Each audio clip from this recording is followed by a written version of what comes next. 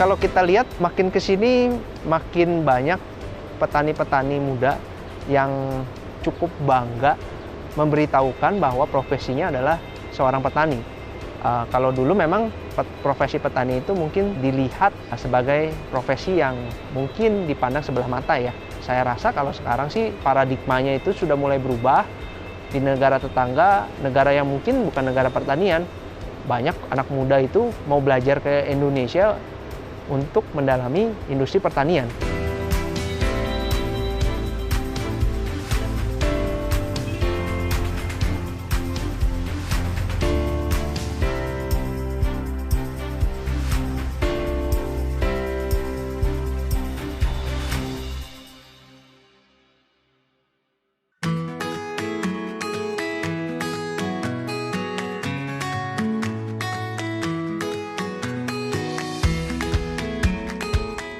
Hai semua, selamat datang di Villa Duta Farm. Di sini kami membudidayakan pertanian hidroponik, menanam berbagai macam sayuran untuk konsumsi pribadi sendiri, kemudian untuk pemakaian di restoran kami dan juga untuk didistribusikan ke end user langsung.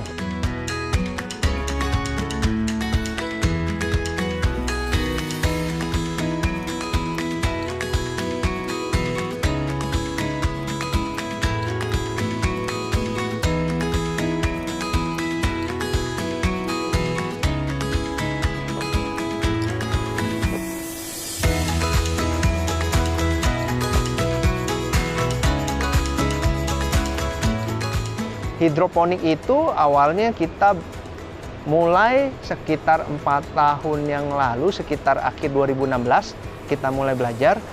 Background saya adalah saya sekolah di bidang keuangan, akuntansi. Jadi memang benar-benar tidak ada hubungannya dengan pertanian sama sekali.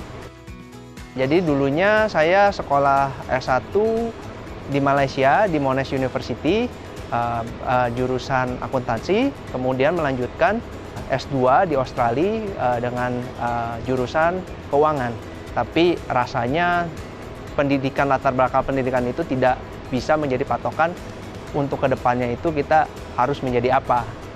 Jadi lebih ke arah sebagai basic knowledge yang dimana semua pendidikan itu berguna untuk kita. Setelah lulus kuliah, waktu itu saya masih sempat kerja dulu di bidang konsultan keuangan, perpajakan selama 5 tahun. Kemudian awalnya itu diminta oleh ayah untuk membantu usahanya. Saya sendiri juga mau mempunyai usaha sendiri. Jadi kita waktu itu pikir pertanian ini adalah salah satu prospek usaha yang memang tidak akan pernah mati.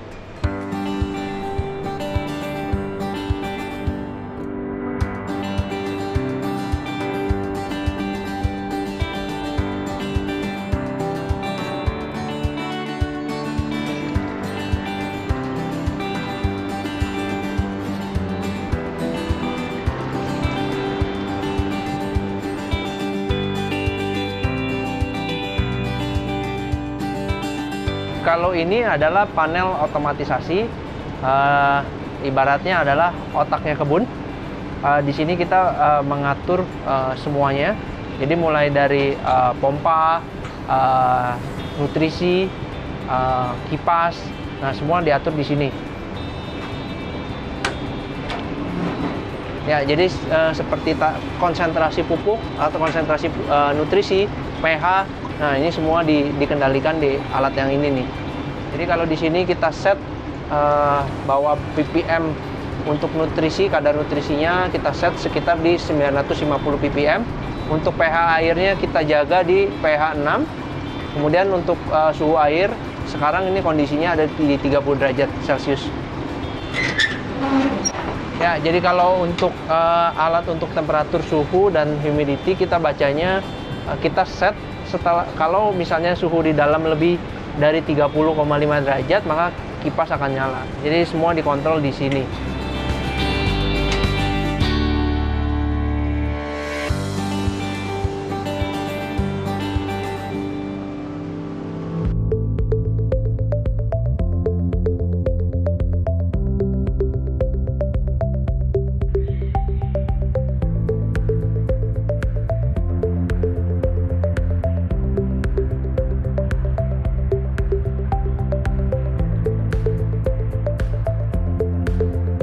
Ya, jadi di ruangan kecil ini kita melakukan percobaan, uji coba yang lebih modern lagi, di mana pertumbuhan tanaman ini tidak lagi mengandalkan sinar matahari, tapi menggunakan lampu LED, di mana dengan penggunaan tanaman indoor ini, itu kedepannya pertanian dalam ruangan memungkinkan untuk melakukan pertanian di dalam ruangan. Kelebihan dari pertanian indoor farming ini, kita bisa susun ke atas, hasil produksinya itu jadi jauh lebih banyak dibandingkan pertanian yang ada di luar ruangan.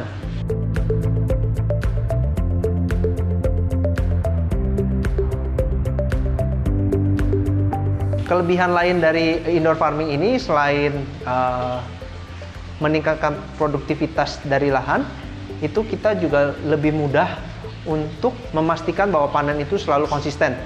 Jadi karena semua mengandalkan teknologi dan tidak mengandalkan alam, jadi panen itu udah hampir pasti akan mencapai targetnya, tidak akan meleset. Kemudian menggunakan indoor farming ini, kita juga bisa lebih mudah untuk mengatur iklim dibandingkan di luar ruangan.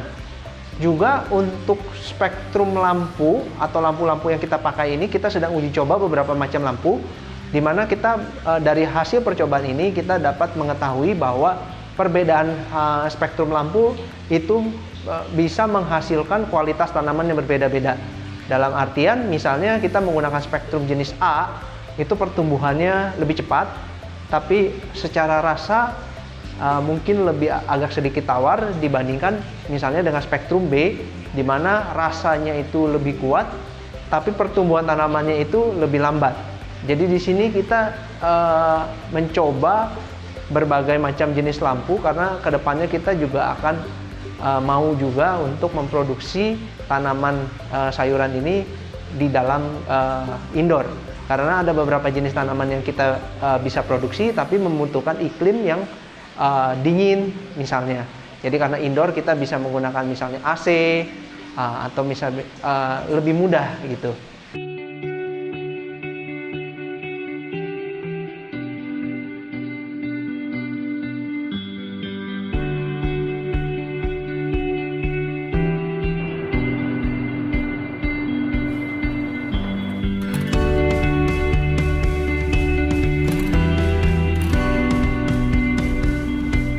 Jadi untuk hasil panen sayuran ini sebagian besar kita distribusikan ke restoran kita sendiri. Kemudian ada sebagian kita jual retail atau ke end user yang distribusinya juga di dalam restoran kita. Kemudian kita ada juga supply ke restoran dan hotel. Cuman memang setelah pandemi ini ada pergeseran pola distribusi, yang dimana tadinya awalnya selain untuk konsumsi restoran, kita banyak distribusi ke hotel karena mungkin aktivitas dari hotel itu sendiri berkurang, jadi lebih banyak kita promosikan untuk ke end user.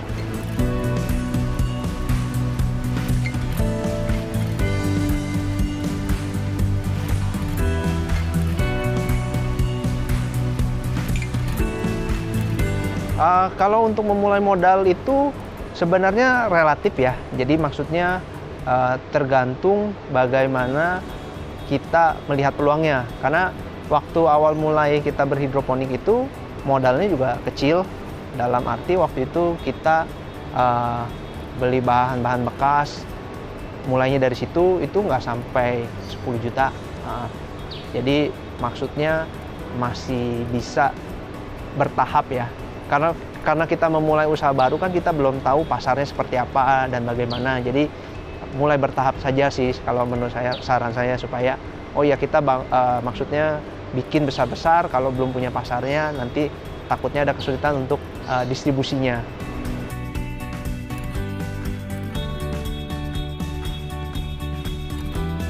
Ini romaine, nanti kita akan bawa ke restoran kita ya.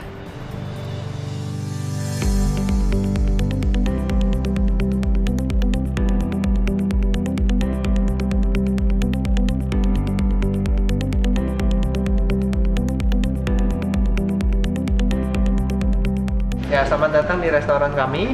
Di sini kami menjual salad-salad. Untuk yang in charge biasanya istri saya, karena saya bagian produksi sayur. Nah, kita kerjasama bahu-membahu untuk membangun restoran ini. Jadi sayur yang kita pakai di sini sebagai hero dari hidangan-hidangan yang ada di sini itu kita produksi sendiri. Tadi bisa dilihat sayurannya itu fresh, datang dari kebun, langsung kita olah di sini.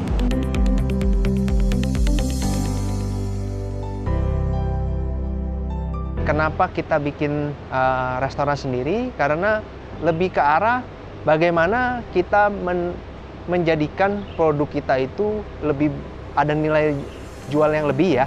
Sebenarnya nggak cuma di pertanian atau apapun ya. Jadi maksudnya di industri apapun kita harus lebih berkreativitas. Karena kalau tidak begitu kita kebanyakan mungkin hanya untuk mendapatkan pasar kita hanya perang harga ya.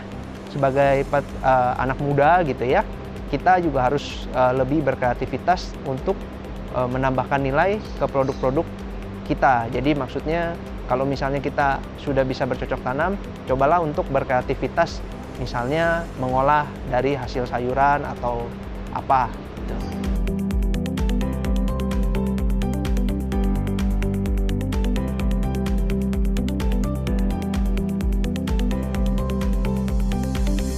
Jadi sebenarnya kalau kita bilang ketahanan pangan adalah sesuatu yang menurut saya adalah kedaulatan negara ya. Karena Indonesia itu memang dari dulu kan kita terkenal sebagai salah satu negara agraris. Cuman ironisnya makin ke sini sepertinya lahan pertanian makin kurang. Jadi menurut saya kedaulatan pangan itu adalah suatu kebanggaan sendiri apabila di dalam negeri itu kita bisa memproduksi makanan yang cukup. Highlightnya makanan yang cukup untuk dalam negeri gitu ya. Kita tidak akan banyak bergantung dari luar negeri. Jadi kita mungkin di dalam perdagangan internasional kita mempunyai nilai lebih.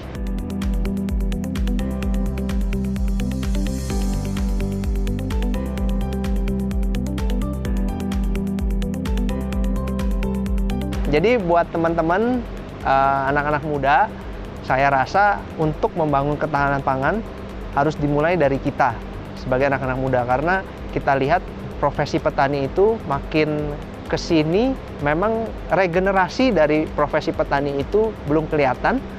Jadi jangan sampai negara kita yang kaya akan alamnya, tanahnya subur, itu kehilangan jati dirinya sebagai negara agraris. Jadi sangat disayangkan apabila tidak ada regenerasi yang berkelanjutan sih.